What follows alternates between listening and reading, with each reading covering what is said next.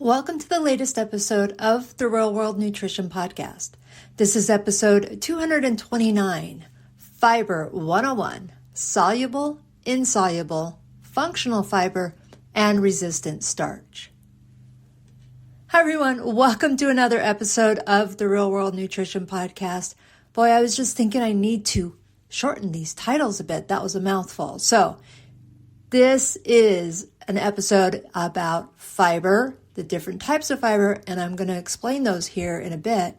But I want to just do a quick reminder that this is a continuation of a series I'm doing about carbohydrates.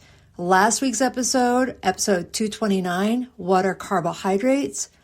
And I've also had a more extensive series on carbohydrates on my blog in January. So I had many blog posts about carbohydrates, so many topics within this umbrella of carbohydrates. I'm also doing a series this month and a discussion about the Dietary Guidelines, and there's a lot that goes into that. And these things do overlap and come together. So, as a reminder, carbohydrates are a nutrient, not a food group. And carbohydrates there are three classes of carbohydrates, I should say, or three types: fiber, starch, and sugar. And most of the time people are thinking sugar, at least based on my experiences when we're talking carbohydrates. So today I'm going to get into more of the topic of fiber. Now, in my experience, fiber tends to be oversimplified. They associate it with digestion or staying regular. And then that's about it. But fiber has way more that it does in the body than helping with digestion and regularity, though that is a big one. So today I'm going to address what fiber actually is, the difference between soluble and insoluble fiber, and whether you really need to be paying close attention to that. I'm going to talk about functional fiber, which a lot of people may not have heard of, but may have consumed it. And then resistant starch, so it's not really fiber, but resistant starch has a behavior like fiber, and why that matters. So you'll probably learn more about that today if you haven't heard of it before. Not probably, you definitely will. But also how this all ties into blood sugar, cholesterol, gut health, the dietary guidelines, and I just want to make it clear, even if you have no issues with blood sugar or cholesterol levels, fiber is still super important. So I want to start with the basics. What is fiber? Well, as I've already said, fiber is a type of carbohydrate. More specifically, it's a carbohydrate that the human body cannot fully digest or absorb in the small intestine. And this is important. This is an important point. Because unlike sugars and starches that are broken down into glucose and absorbed into the bloodstream, fiber moves through the digestive tract largely intact until it reaches the large intestine. And then from there, fibers behave differently depending on their type. Now, the recommendation for fiber is 25 grams per day for women, 38 grams per day for men, depending on age and calorie intake, more importantly. Most Americans fall well below that range, well below. And this has been true for decades. So this is not a fringe issue, it's a widespread intake gap. So what does that mean? As Americans, we're not just slightly below the recommended level, we're far below the recommended level. And I want to make this clear that increasing fiber is not just hitting a number, not just saying, oh, what supplement should I take, which isn't always the best, but understanding the type and the source of fiber. Okay, so what a lot of people have heard of and may not fully understand is soluble versus insoluble fiber. And these terms are often presented as one or the other. This food contains soluble, this food contains insoluble. But in reality, foods contain a mix of both. So yes, there's soluble fiber. Yes, there's insoluble fiber. And people say, okay, I need to increase my insoluble fiber, which probably isn't true. They just need to increase fiber altogether. What foods contain those? But again, most foods that have fiber are a mix of both soluble and insoluble. It just one tends to predominate more, or it's just, we just list these good sources. I just say, hey, just eat more of these. But let me get into this. Soluble fiber. Soluble fiber dissolves in water and it forms a gel-like substance in the digestive tract. And that gel-like substance or formation of that is what gives soluble fiber several of its health effects, health benefits. So what does this do? It can slow gastric emptying, which means it takes its time to get out of the stomach, which is a good thing because that can help us feel full. It can slow down carbohydrate absorption.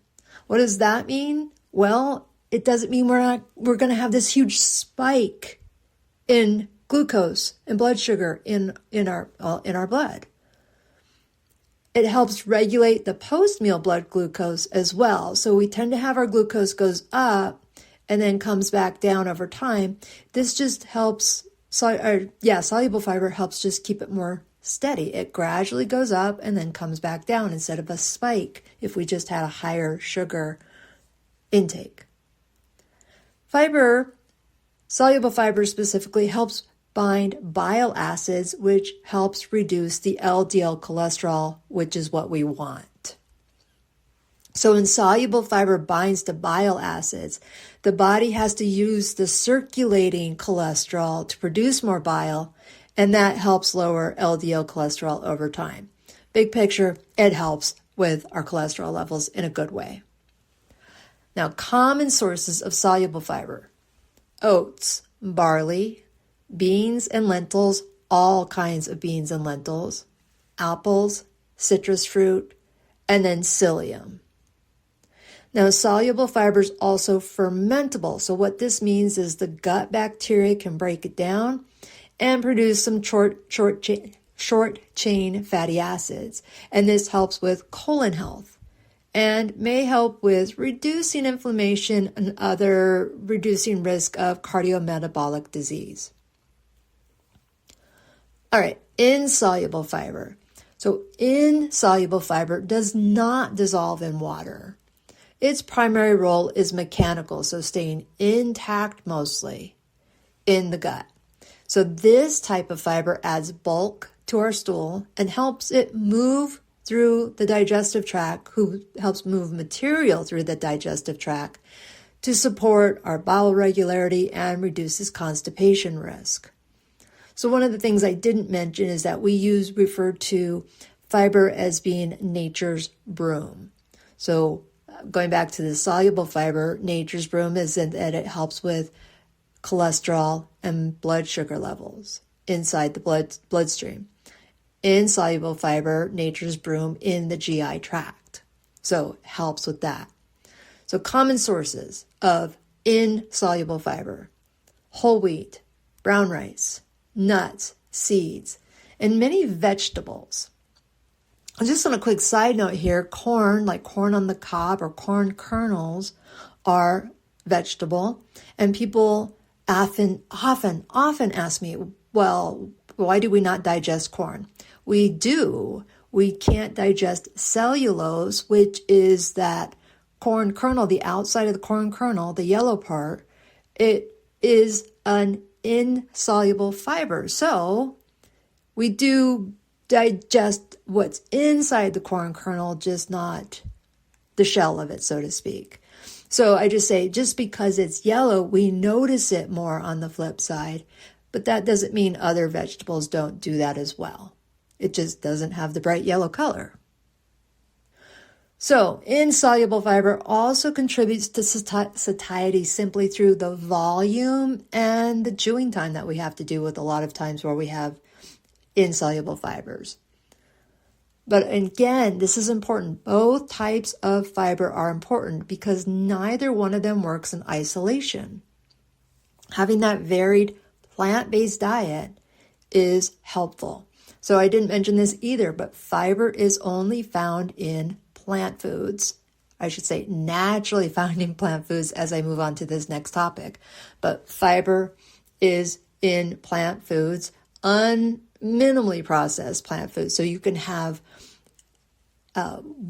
refined white bread. There's going to be a little bit of fiber on there, but a lot less compared to whole wheat bread. Now, I kind of laughed about this because I always said fiber's only found in plant foods, comes from plant foods. But this newer classification called functional fiber is where we move into a more nuanced territory where we could possibly have fiber in a non-plant-based food. So functional fibers refer to an isolated or synthetic non-digestible carbohydrate that have been shown to have beneficial physiological effects. So examples include inulin, polydextrose, beta-glucan isolates, resistant dextrin. So these are functional fibers that are often added to foods to increase fiber content. So you will often see them in products marketed as high fiber or fiber enhanced. So this is where reading labels matter. So a product can contain an added functional fiber and meet a numeric fiber claim while still being highly refined. Now, this doesn't automatically make it harmful, but it does change some context. So the difference between fiber that comes packaged in whole foods with vitamins, minerals, and phytonutrients and intact plant structures like, let's say, broccoli or whole wheat or beans or an apple. So those are a whole food with vitamins, minerals, phytonutrients, intact plant structure versus a fiber that's added back into a processed food or added into a processed food altogether. With this case, a processed food is yogurt. Yogurt is a processed food. That doesn't make it a bad thing. It just happens to be a processed food. And there are some that are low in sugar or zero sugar that are advertised for gut health that do have functional fibers in it. Now, all yogurts are there for gut health, but some more so than others. So these functional fibers can be added to foods that would not naturally have fiber in them. Like I said, the yogurt, for example. Now, all these functional fibers that can be naturally in foods or added to foods, I shouldn't say functional fibers, fibers that are naturally found in foods and then the functional fibers that could be added, both can have physiological effects. They're not nutritionally identical though.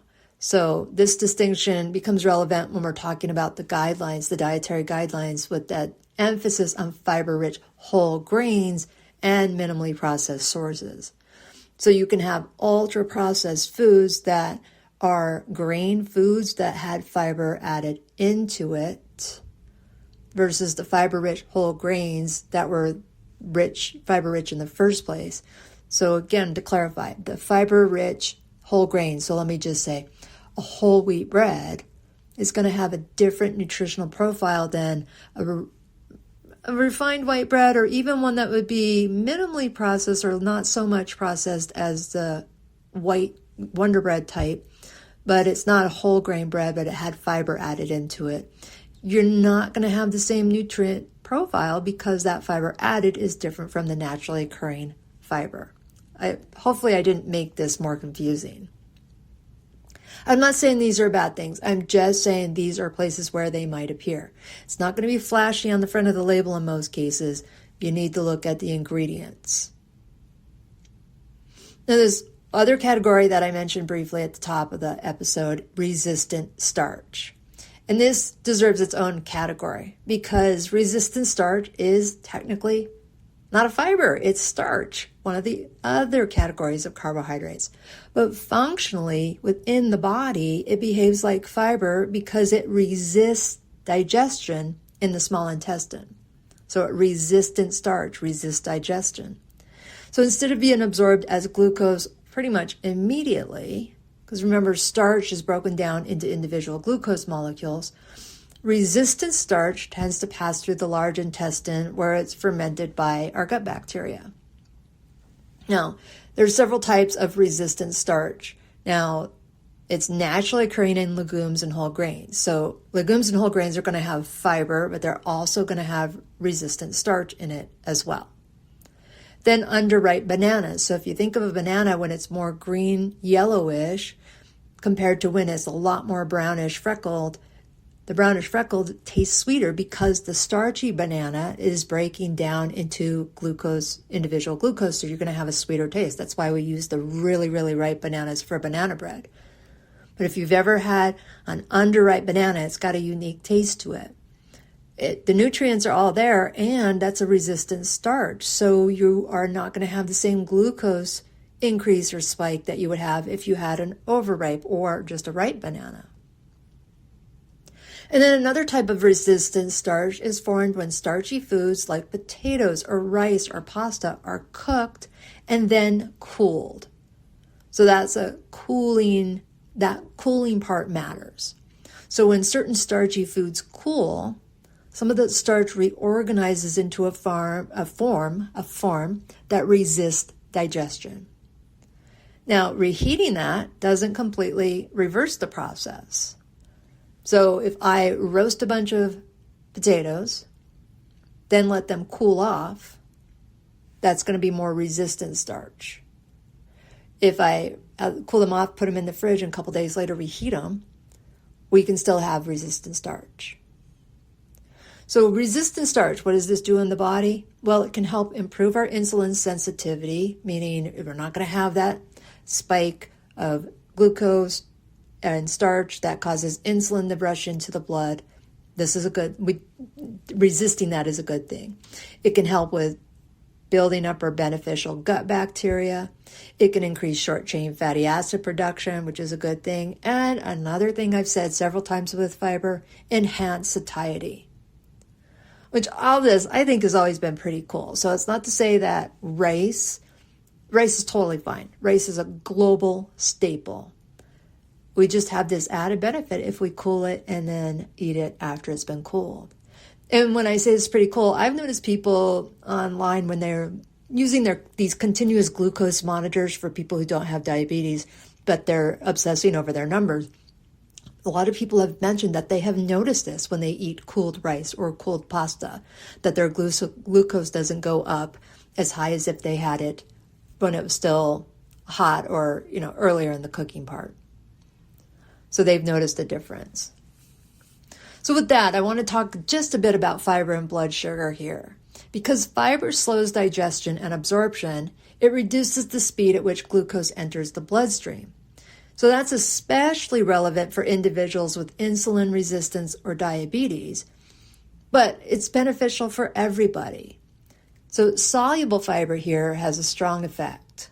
As I remember, that's the one that dissolves in water and becomes gel-like, so that's for the bloodstream. Total dietary pattern, though. In this case, total dietary pattern matters more than a single nutrient. So thinking, okay, I'm having high fiber, I can still eat this other type of food. No, we want us to look at the overall eating pattern. Adding fiber to a diet high in refined carbohydrates will not fully offset that diet high in carbohydrates. So fiber works best within a balanced dietary structure. And then fiber and cholesterol that I mentioned briefly. So the cholesterol lowering effect of soluble fiber is just well documented. Beta-glucan, which is the fiber found from oats and barley, as well as psyllium fiber, have the strongest evidence as it relates to cholesterol. Now, the mechanism here is not dramatic, not necessarily immediate, but it's gradual and consistent. So when combined with other dietary strategies like reducing saturated fat, increasing overall plant food consumption, fiber can contribute meaningfully to cardiovascular risk reduction. It needs to be done consistently, though. Fiber in the gut microbiome. Now, this could be a larger topic, so I'm just going to keep it quick here. The microbiome discussion, you've probably heard of this, your gut microbiome. Much of this is oversimplified. There's a lot that goes into this. But fiber's role here is it's a substrate for beneficial gut bacteria. So it helps with building up beneficial gut bacteria. So fermentation produces short-chain fatty acids such as butyrate, acetate, and propionate. These compounds help colon cells, influence immune regulation, and may affect our metabolic health. Really, I'm making it more complicated. Fiber has so much benefit to our gut microbiome, and diversifying our fiber sources appears more important than having high doses of a single type. So that means food variety rather than taking a supplement. So again, food variety. So just briefly on the dietary guidelines. So for context, in the discussions I'm doing on the dietary guidelines, more recently the updates in January of 2026, fiber has become especially relevant. The guidelines emphasize fiber-rich whole grains and plant-based sources. And the newer guidelines also caution against highly refined grains, even if those grains are technically enriched. Now, this part isn't new in the guidelines. Guidelines have always recommended fiber-rich whole grains. It just seems to me that this time, I don't know if people are paying attention more. I can only hope. But really, this distinction reflects evidence that intact food structure matters. People often want to go to supplements, and as much as they have their place, tell people nothing beats the whole food. When you eat the apple and getting 4 grams of fiber, which is the equivalent of a serving found in a supplement, you're getting so much more than the fiber when you eat the apple. So the other thing here is that the reality is most Americans are not under consuming carbohydrates as much as people may say they are. They're under consuming fiber-rich carbohydrates. So when fiber intake is low, it often signals low intake of fruits, vegetables, legumes, whole grains. And then there's this whole segment of society that just doesn't eat plant foods whatsoever. But the focus should not be simply on adding fiber to a low-quality diet. It should be on shifting our food patterns towards naturally fiber-rich foods. So, what does this look like in real life? Here's some examples. Choosing oatmeal instead of a refined breakfast cereal or pastry. Including beans in meals several times a week. That's not to say you have to exclude meat. It just is saying add beans. Keep the skin on fruits and vegetables when it's appropriate. So, go ahead and still peel the kiwi and avocado. I'm just talking about apples, pears, that type of thing. Replace some of your refined grains with intact whole grains. In my house, I alternate between brown rice and white rice. And then here's an important thing. Gradually increase your fiber intake to avoid GI discomfort or gastrointestinal discomfort. Because a rapid increase in fiber without adequate hydration can cause bloating and discomfort. So this increase should be steady and accompanied by fluids. And when I say steady, this could take several weeks, but individual tolerance varies. So with that, historically, fiber has not been glamorous because it doesn't promise rapid transformation. It doesn't trend well on social media, though that appears to be changing right now because fiber maxing is this thing that people are doing. It's like, come on, people, let's stop with the extremes. Let's just go with what we need. But really, fiber is foundational. It influences digestion, blood glucose, cholesterol, satiety, and gut health. It reflects overall diet quality. It connects directly to the carbohydrate conversation and the broader themes of the dietary guidelines. So again, the goal is not to obsess over grams. The goal is to build a dietary pattern where fiber-rich foods are consistently present. And that's where the long-term benefit lies. So work on adding another fruit or vegetable per day. Add more grains, add oatmeal, or swap up something, as I gave some tips already. The other thing, too, is go ahead and go to the link in the show notes where I have the blog related to this Fiber 101 topic. It is something where just people want to dive in wholeheartedly. I say, do it. Just don't do it instantly because that could be painful. All right. With that, I was going to say what next week's topic is, and I already spaced out on what that is, but I'm going to still talk about carbohydrates next week. So with that, thank you for sticking with me in this series. And next time, you'll find out when I do about what the topic is. All right. With that, take care and bye for now.